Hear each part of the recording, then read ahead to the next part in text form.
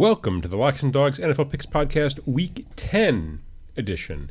We've got the NFL locks and a few dogs that you need to hear, and the podcast starts right now. All right, welcome back, everybody. This is Matt with Locks and Dogs. This is Mark. We had quite the Week 9. Just kind of quickly running it down, dude. I was on fire. We're gonna go through the entire list. So we had you at Browns -8. Yeah, easy money. Bucks +2.5. That was that was the sweatiest. That was not easy. No, that was not easy at all. That was incredibly sweaty. I did eat it on the money line, but yeah, the Bucks barely. I got the hook. Captain Hook for that one with the Bucks. Packers -3. That was pretty easy. Yeah, it was pretty easy. Yeah, there was no chance the Rams were going to score much. Colts -2.5. Good win. Yeah. Raiders -2. Right size, right shape, my friend. Eagles -3. Easy money. Yeah, that was I had the read on that one like cold. Bengals -2.5. Love that one. Money line it. Yup. Big winner. And Chargers -3. Brandon Staley came through for me. He did. So yeah, no, good week for me. Really pleased with the results. Again, I felt like I had like good reads and a lot of this stuff. I did eat it on the. You had the Steelers. I did not. You had the Chiefs. I did not. So I started off the week with back-to-back losers, which is not how you want to start, but I did rally and recover.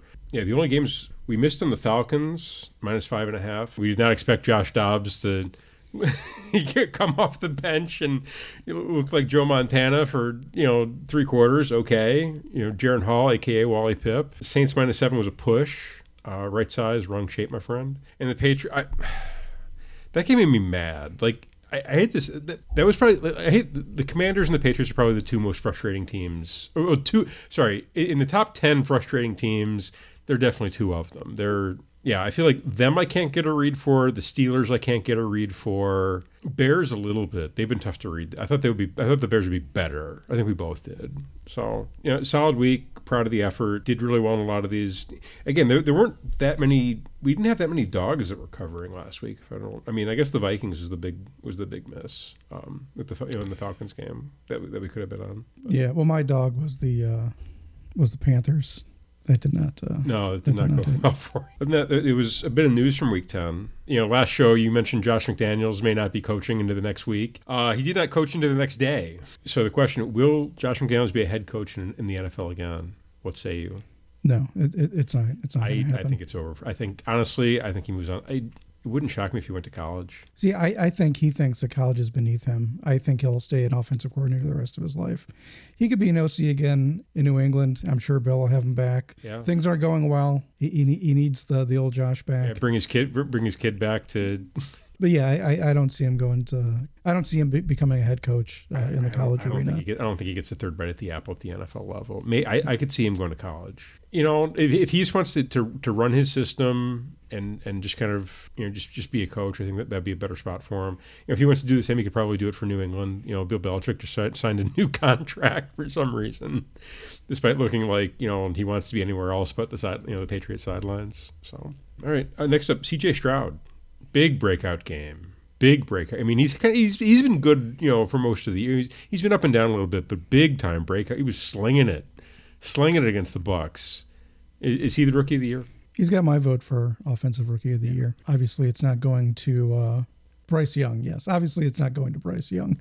Yeah. You don't. I mean, he could cover the Bears this week. Go off for 300. Scamper for a couple tutties. He could, but. I think that's not going to be enough. But yeah, C.J. Stroud has looked really good for the Texans this year. I can't think of anyone else for offensive rookie of the year at the halfway point. Can you? No. Okay. Honestly, I think if they redid the draft today, I think he'd be the first overall pick. He probably should have been. I mean, just looking at like the the size, the measurables, the size. The athleticism. He's also developed a relationship with his receivers, but him and Tank Dell, I was not expecting that to be like a dynamic duo the way it is, and. They hooked up for 2 touchdowns on Sunday.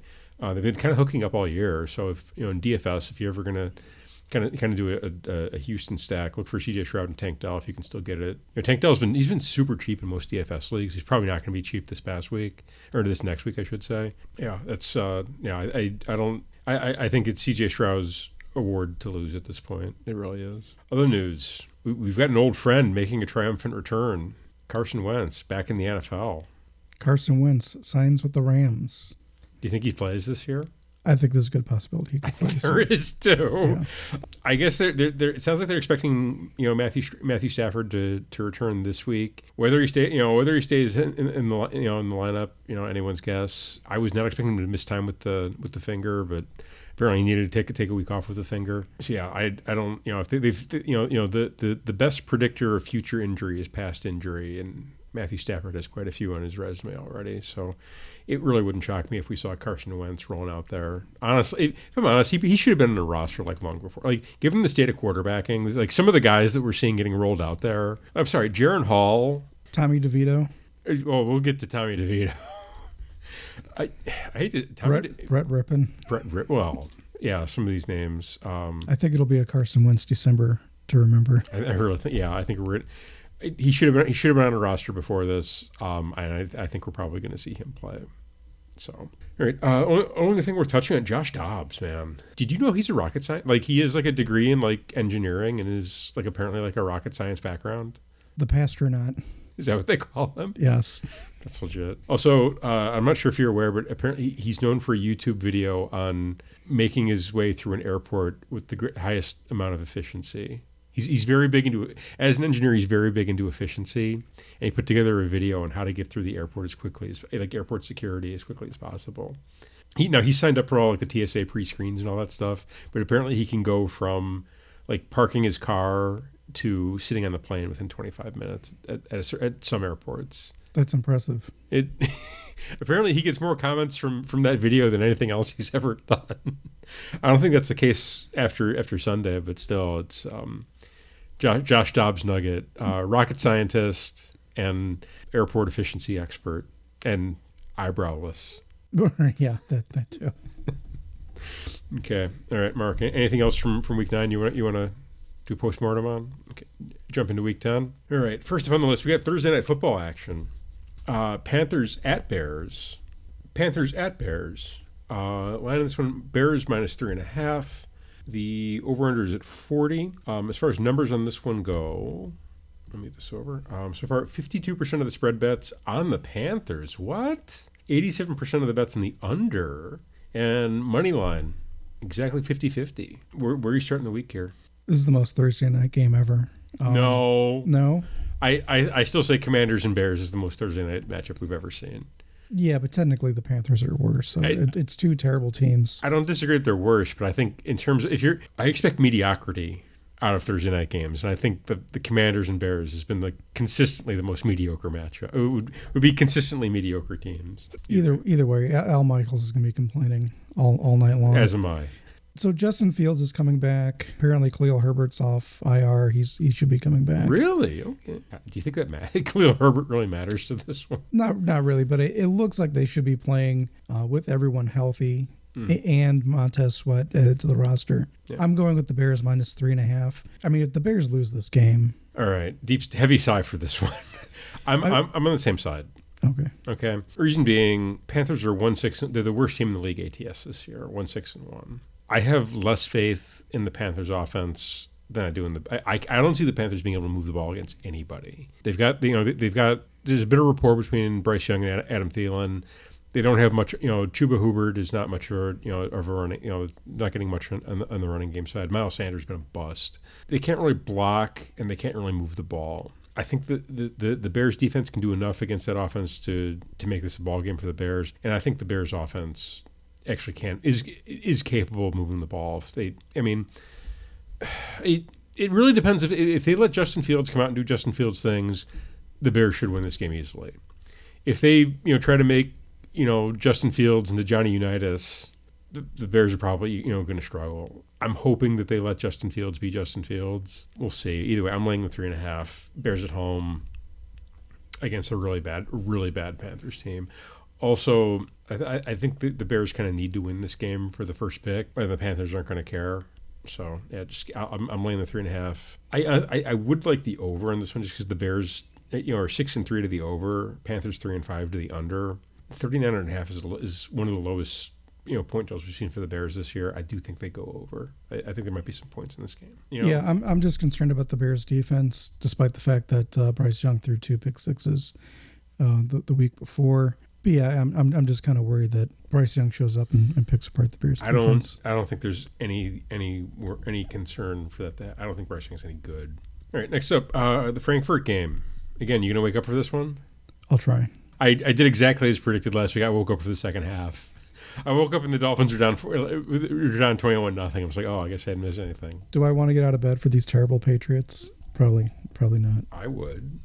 Okay, line on this one, Colts, again, Colts versus Patriots in Frankfurt. Colts -1.5 is the spread, over under 43.5. So far the action on this one, 68% of the spread bets coming in on the Colts, 85% of the bets coming in on the under, and 73% of the money line bets coming in on the Colts. What's odd on this one, I guess they must have opened the betting on this one like months ago, because the open was New England -5, and it's down to Indianapolis -1.5. So I'm assuming that's like been like like months of action. Also, this opened at 40.5 with the over under. I'm assuming it was months ago because now it's 43. Yeah. So with this one, honestly, I'm disgusted by the Patriots after seeing them losing to the dead ass Commanders at home. I don't see this team getting up for anything. That offense is it's they've got Ramondre Stevenson, who I kind of like as a running back, but other than that, they're Hunter Henry, okay. Who's the top receiver on this team? I think it's Juju, but it is Juju, yeah. And I don't think Juju cares. Based on what I've seen, he's in that Allen Robinson phase of his career where he's getting paid 8 figures to not really do very much. Yeah, I'm going to lay the 1.5. I think the Colts have the better defense. I think they're playing for something. They're 4-5. They're still in play for that last wild card spot. It wouldn't shock me to see them get it. I think between Jonathan Taylor in the backfield and the little Minshew magic and a capable defense against a Patriots offense I can only describe as dead. It's just dead. Just 3 and out. That's, you might as well just punt the ball on first down while you're at it. Just save us the trouble. Yeah, give me the Colts. I'll lay the 1.5. What say you? Yeah, I'm going with the Colts -1.5. I think it really comes down to how many mistakes Gardner Minshew winds up making. The Colts have a good defense, they have a good run game. Mac Jones looks more and more pedestrian as the weeks go on. Yeah. I don't know what they're going to do with him. They got to get rid of him. He's probably going to get another shot somewhere else. Given the state of quarter, if he were to go to, I'm just trying to. Could he start for the Commanders? I don't know that he's better than Sam Howell. Given the state of quarterbacking, he's going to be. He'll find it. He can find a backup role pretty easily, I feel, and we'll probably see him start again somewhere. I think he's going to carve out a career, but I don't know if he's ever going to be like a real full-time starter again. At least not right away. So we'll see what happens. But either way, yeah, I haven't seen a lot of Mac Jones that tells me that there's, success in his future. All right, you ready for the noon games? Yeah. Okay, the first one on the list, Titans at Bucks. Bucks -1, over under at 38. Numbers on this one. So far, 55% of the bets on the spread coming on the Buccaneers, 74% of the bets on the over, and 57% of the money line bets coming in on the Buccaneers. I guess the question here is if you think Will Levis is the answer quarterback for the Titans. Well, Mike Vrabel seems to think that he is, because he has been announced the team starter today. He looks better than Ryan Tannehill. He 100% does. He can throw the ball downfield. He's necessarily have the same grasp of the offense. It's kind of obvious. But I feel like you can do things with the running game. You can do things with keeping the passing game simple to kind of mask that. Didn't see him as necessarily the problem on Thursday night against the Steelers.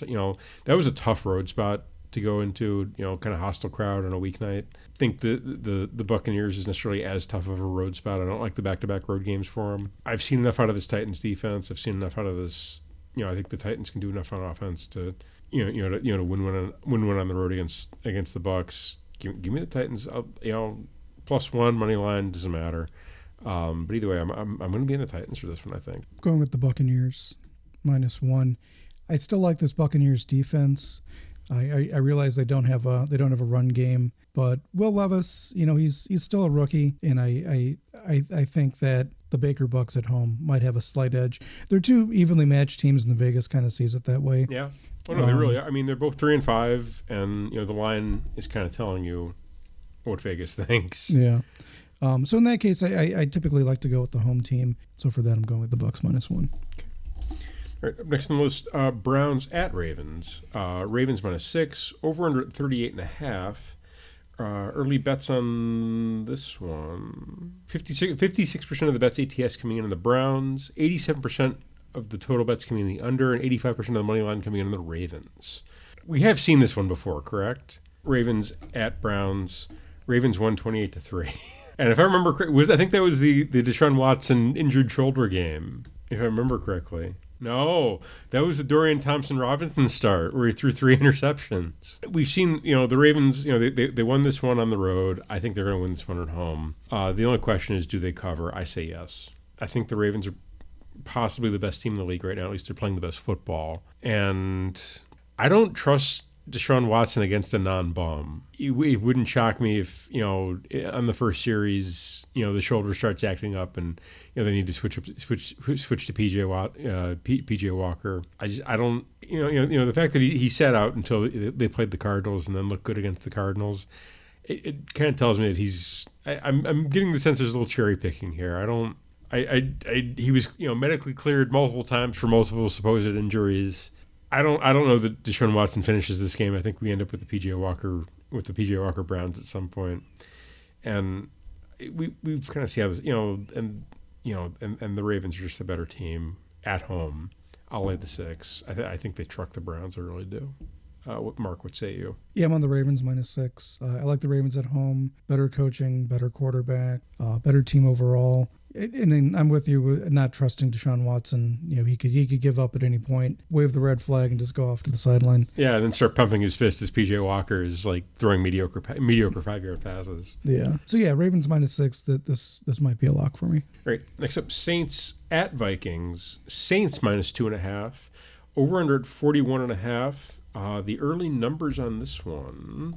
So far, 54% of the bets against the spread coming in on the Saints.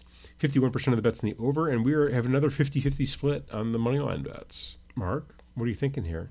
Give me the Saints -2.5. Really? Yes. Okay. What's the game script here? How did the Saints win this game? The Josh Dobbs story was a nice story from last week. He came in and won a game for the Vikings. It's also worth noting that Cam Akers, the recently acquired Cam Akers, is done for the year with a torn Achilles. So they're down. The Vikings are down. Cam Akers. I don't really think that matters. He didn't do anything for that. He was really mediocre. If you look at the game log for him, he didn't really do anything that special. No, he didn't. So it's worth remembering that Josh Dobbs, he's played well in spots, but he hasn't won many games this year. Okay, he's on the Cardinals though. That's not fair. Now he's on the Vikings. Mm-hmm. I don't see him winning 2 in a row overall. And again, the Vikings, we've been saying this all year that, they got lucky last year. Last year was their year because of luck. And now this year, the luck has decidedly gone away. Kirk Cousins is gone. They've had a rash of injuries at other positions. I think Justin Jefferson is going to be back they haven't decided yet, but there's a chance Justin Jefferson could play this week. Yeah. Overall, I think the Saints are probably a more talented team. I don't know that they're a better coach team, but overall, I don't know that the Josh Dobbs Vikings get it done 2 weeks in a row. Okay, I think we saw the Vikings with struggle with again with quote unquote luck. The kind of the 50-50 games. A couple bounces of the ball here or there. They could have won a couple of those games early. I think that we got a little bit of tragic magic going on with the Vikings right now, where they've lost their starter, they've lost their backup, and now they got this this third string guy that they traded for and doesn't even know the names of the offensive linemen. Like at one point they were all like huddled up on the sidelines, and Josh Dobbs was going through his cadence so the lineman could hear hear what he sounds like. He's getting a full week to prepare. I guarantee they're going to be high-fiving all over the place after that win against the Falcons. I think that was like a team gelling win where they kind of all had to like pull on the same rope together, and I think you're going to see that continue. I like them at home. I kind of like Josh. I like Josh Dobbs. I thought he was doing some good things with the Cardinals. It did not shock me to see him come off. It shocked me that he'd only been with the team for a few days and was able to run the offense, but it didn't shock me to see him succeed. I mean, he was running for touchdowns. He was laying out. That was real kind of team win stuff right there. So Also, he might get one of his weapons back and Justin Jefferson returning. I like this spot for the Vikings. Also, Vikings 5-3-1 ATS this year. Saints 2-6-1 ATS this year. Give me the Vikings at home. I think they're a legitimately good team. With Josh Dobbs, let's go. Give me the Vikings money line. I'll take it. Why not? Okay. So yeah, I'm on Vikings plus 2.5 and the money line. Let's go. All right. Next up.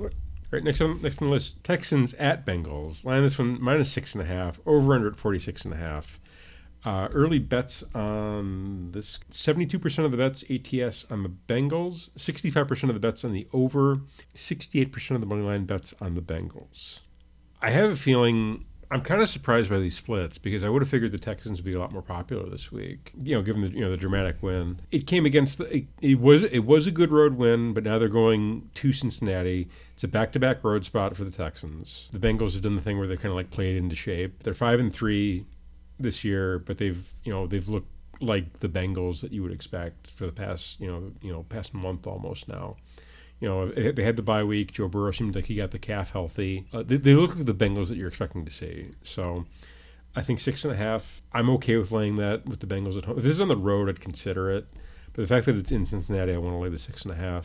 I think the Texans. I think they're 4-4. They're kind of frisky for the last playoff spot. But they're still the Texans. There's still a lot of holes in that roster, and that's really the analysis. Like you just put the two rosters next to each other. The Bengals are a team that you would expect to be in the playoffs, and the Texans are a team that you expect to be drafting in the top half of the draft this year. So I'll lay the 6.5. I don't love it. Looking at it now, I could kind of see the appeal for the Texans. The analysis tells me that I want to be on the Bengals side for this one. Mark, what say you? I am also taking the Bengals -6.5. It's worth noting that Jamar Chase is questionable for this one. He might be out with a back injury, but we'll see on his status. Yeah, the Bengals looked really good against the Bills on Sunday night. I don't think the Texans have another miracle win in back-to-back weeks. I like the Bengals at home. Okay, fair enough. All right, next up, next on the list, 49ers at Jaguars. Line on this one, 49ers -3, over-under is 45. Early action, 59% of the bets in the spread coming in the 49ers, 51% of the bets coming in the over, and 58% of the money line bets coming into the Jaguars. Both teams are coming off a bye. I'd like the Jaguars +3. Okay. Jaguars at home coming off a bye. Look, this might sound crazy, but the Jaguars might be a legitimately good team. They are one of two teams that is 6-2 ATS this year, and they're 6-2 straight up. I do think they're a good team. Okay, this is West Coast to East Coast, and it's a non-conference road spot for the 49ers. Don't love that. However, the way the 49ers play, I think that travels. Also, I think the 49ers needed a week off. Brock Purdy was he was out of concussion protocol, but if there's any, with the way he plays, if there's, supposedly his strength is his ability to process. And if there's any kind of, I can't imagine, trying to play with any kind of cognitive impairment is easy in the NFL. So that team benefited from the bye week more so than most others. We saw them kind of slumping into it. I think they needed the week off to get re-energized. I know the Jaguars are also coming off a bye. Okay, but I think that the bye did the 49ers a bit more good than other than most other teams. They needed it. They obviously needed the week off. I just think the 49ers are the better team.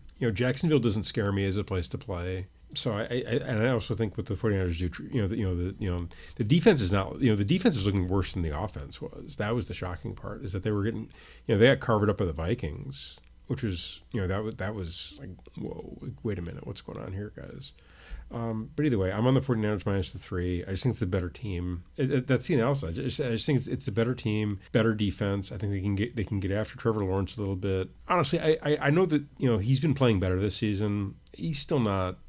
I still think he's still Goldilocks to me until he's not. I still see him as until he can kind of get over the hump as far as winning a meaningful game against a good team. I'm still going to kind of question it, and I'm still questioning it.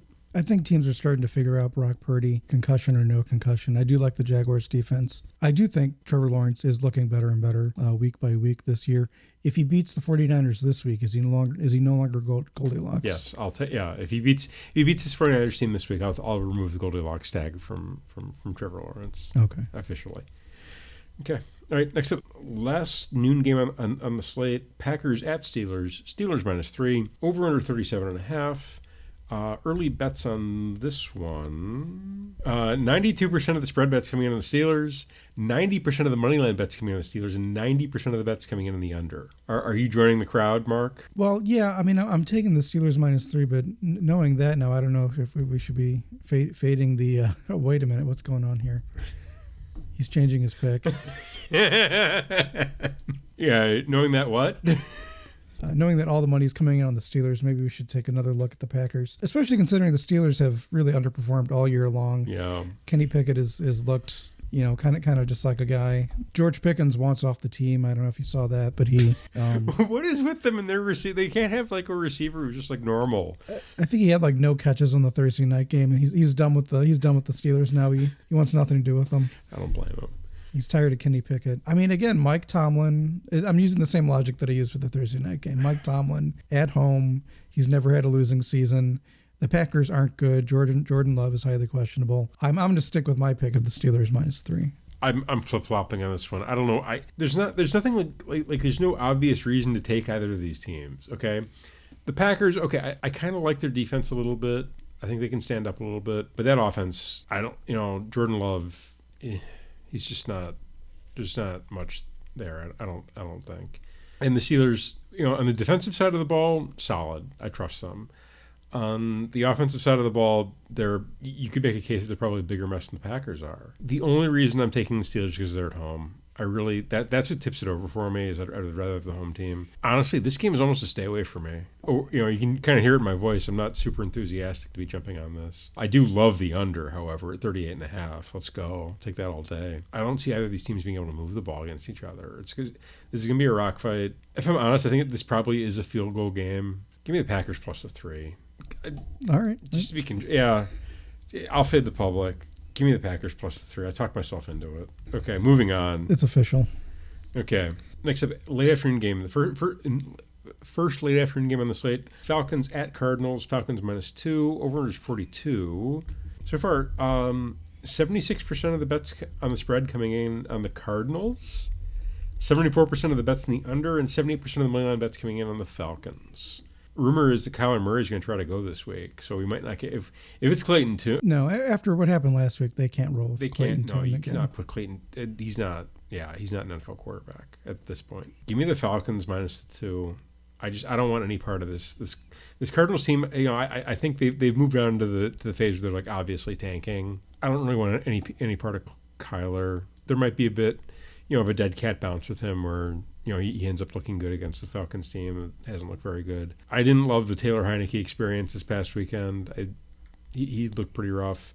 This Falcons team must hate Bijan Robinson. I don't know what he's done. They just they drafted him in the top with the top 10 pick, and he's either got a hidden injury that they don't want to disclose or they hate him. I'm not sure which. But either way, I'm going to roll with the Falcons. I don't think the Falcons are tanking, and I'm pretty sure the Cardinals are. Yeah, I think Kyler's going to, and I'm assuming that Kyler's starting, but I think he's going to look pretty shaky in his first game action. Yeah, what happens the first time somebody there's a play near his legs, like a tackle near his legs or something? Yeah. I could he's a weird millennial. I could see him flipping out. Also, It's worth noting, Call of Duty Modern Warfare 3 comes out on Friday, and Kyler's first game action is mere days later. Is he going to be prepared for this game, or is he going to be level 40 on Call of Duty? He's going to be level 40 in Call of Duty. Yeah, lock up the Falcons. Okay, next up, Lions at Chargers. Line on this one, Lions -1.5, over is 48.5. Early numbers on this, 96% of the bets ATS coming on the Lions, 67% of the bets coming to the over, and 92% of the money line bets coming in the Lions. What are you doing here, Mark? Going with the Chargers, +1.5. I do like the Lions. The Lions have looked good for the most part all year. They're probably going to wind up winning the NFC North. Again, the Chargers underperformed the first half of the year. They've started, kind of figuring things out. I think they've won 2 in a row at this point against 2 bad teams, the Bears and the Jets. Yeah, that's. I like the home team here in the Chargers. I'm kind of fading the public here also with the Chargers +1.5. Lions are getting a little bit healthy this week. They are getting David Montgomery back. Yeah, David Montgomery's going to be back. Amon-Ra St. Brown, I didn't see his name in the injury report. I know Sam Laporta had shown up on the injury report. for a couple within. I want to say it was a leg issue. I can't remember the exact one, but either way, I don't think I saw his name on the injury report either. So it looks like the Lions are getting a little bit healthier, which is good for them. The analysis here is that it's a non-conference road spot for the Lions. Not great. However, that LA crowd doesn't. I don't think that scares me. Coaching matchup: Dan Campbell versus Brandon Staley. Give me Dan Campbell all day. I believe Jared Goff is California native, is he not? I think so, yeah. Yeah, I think he's a California kid. So a little homecoming for Jared Goff. Gets to, the Goff clan coming into into the stadium to cheer on cheer on Jared. Give me the Lions. Minus the 1.5. It's again. I at this point in the season, I'm betting. I want to bet on the better team, and I think that Lions defense is legit. That they've taken a step up. I think that offense is legit. And I don't trust the Chargers. Chargers receiving core is still banged up. We haven't seen Mike Williams in a while. I think they have a couple other injuries to worry about. So it's gonna be them essentially feeding Keenan Allen and Austin Eckler. That's all you have to worry about. And I think the Lions defense is good enough to overcome that. Give me the Lions. Let's go. Next up on the list, Commanders at Seahawks. Seahawks -6. Over under 36. The early bets on this one, 93% of the bets ATS coming in the Seahawks, 65% of the bets in the over, and 64% of the bets on the money line coming in the Seahawks. Okay, this is west East Coast to West Coast for the Commanders, going to a tough road environment, a tough environment to play in Seattle, lit crowd, and also the Commanders had a bit of a dead cat bounce last week against the Patriots. The Seahawks kind of need a win here. I feel. The Seahawks defense can do enough to, I think can do enough to give Sam Howell headaches, and the Seahawks on offense, I think they should be able to move the ball pretty well against the Redskins defense that has still lost its best two edge rushers. There's not, so Geno's not going to be he's not going to be looking over his shoulder very much. Give me the Seahawks -6. Again, I don't trust this Commanders team, especially on the road. So that's really the analysis. Mark, what say you? I also like the Seahawks -6. I like the Seahawks at home, despite the fact the Commanders beat up on a bad Patriots team last week. I just think the Seahawks overall are a better team. They got your guy, the running back Walker. Yeah, Kenneth Walker. He's my guy. Yeah, he is your guy. I'm a big fan. Yeah, I think the roster is more talented, better coached at home. Give me the Seahawks -6. Right. Next up, Giants at Cowboys. Cowboys -16. Not a misprint. Over under 39. This is a Tommy DeVito start for the Giants. We also saw this was it week 1? It was a Sunday night game in week 1 in New York, where the Cowboys just came out and just trucked the Giants. They were up by 30 at halftime. That makes it sound close. Yeah, it's the Tommy DeVito Giants versus going to on the road, going to Dallas. I don't see a case for this Giants team with Tommy DeVito as the quarterback. I don't think he is capable of throwing the forward pass consistently enough to really, cause any grief for the Dallas defense. I think the Dallas offense, should be able to do what they want against the Cowboys defense. I don't know that it's necessarily going to be quite the same score as last time, but I do like Dallas to cover the 16.5. Or cover the 16. In terms of messes, you've got, the Giants are a complete mess. And I feel like we've used the word mess to describe at least like 4 other teams. Yeah, I think the Giants are probably the biggest dumpster fire at this point in the season. If they had a healthy Tyrod Taylor, I don't say they'd beat the Cowboys, but it'd be a bit more competitive. But what do you think the line? How many points is Tyrod Taylor worth? 10. Tyrod Taylor's a professional quarterback. He is, but he's not worth 10 points. I think he's worth 10 points. It's maybe 12. Honestly, I was thinking about it. Tyrod Taylor moves the line to 12. Tyrod Taylor can move a line to 4 points to 12. Really? I don't think so. No, maybe 2. Maybe 14 points if Tyrod's at the helm. Tyrod's played in a playoff game before. Did he win it? I don't think so. I don't think so either. But the point being is that you can make the argument Tyrod's a professional quarterback. I don't think you can say the same about Tommy DeVito. I would agree with that statement. But I still don't think he moves the line very much. Yeah. Like we said last week, Cowboys are a bum slayer. This is a bum. Yes. So, yeah. This is a big blue bum. On the road. Yes. So, yeah, good luck. My goal is to not watch a second of that game. Next up, Sunday Night Football. Jets at Raiders. Jets -1.5. Over under at 36. So far, 69% of the bets against the spread coming in the Raiders. 99% of the bets coming in the under. And 66% of the moneyline bets in the Raiders. Okay, so are you with the public? Are you fading the public? I'm going with the Jets -1.5. Brave man. Give me the Raiders. Lock it. I'm not going to lock it up, but money line it. I think the Raiders. They've got the interim head coach bounce. They came out and they absolutely trucked the Giants last week. They're going to come out and absolutely truck the Jets this week. Give me the Raiders. I think this is a good spot for the Raiders. I like what they brought some fire and passion back to the sidelines with Antonio Pierce. These rah-rah coaches, they can have an impact, and they got the win last week. They got the momentum, and they're going to carry it into this week. The Jets, some of the guys on offense were, Garrett Wilson not happy. I hate to say it, I think Zach Wilson's probably done in New York. We're not going to, after this year, we're probably not going to see him again. So give me the Raiders at home Sunday night. Let's go. I still like the Jets defense. I don't disagree with you. And I think they can get under the skin of a rookie, Aiden O'Connell, on the Raiders. Again, they beat up on the Giants the week before, and I don't see Aiden O'Connell being able to beat the Jets defense. We'll see. And Zach Wilson might be able to do just enough if they run the ball. Takes us to Monday Night Football. Broncos at Bills. Bills -7.5, over under 47. Numbers on early bets on this one. 64% of the bets ATS coming in the Bills. 93% of the bets in the under. 96% of the money line on the Bills. If I told you the Bills are 3-6 against the spread this year, would that factor into your pick? I mean, maybe. Broncos are 2-5-1 ATS this year, also, by the way. Honestly, I'm taking the Broncos just because I've seen this Bills team look really mediocre for too many straight weeks. I don't think the Broncos win outright. I'm not looking to sprinkle the money line, but I do think this is too many points for the Bills to be laying right now. The defense is still beaten up. I don't think they've gotten healthier. If anything, I don't have the injury report in front of me, but I think they've got a couple more. I think they picked up another injury or two last week. Also, I don't know that, again, Josh Allen just doesn't look right. I don't know if it's if it's still the shoulder that's bothering him, if it's still the elbow that's bothering him, if it's still whatever. But the analysis is he doesn't seem like he can do Josh Allen things. I'm going to continue to fade the Bills until I start to see them. Honestly, until they bite me back, I'm going to continue to fade. I don't love the Broncos. I do think 7.5 points is a little bit too much for this team. The Broncos are 3-5. I believe they're coming off a bye and coming off a win, are they not? And they just beat the Chiefs.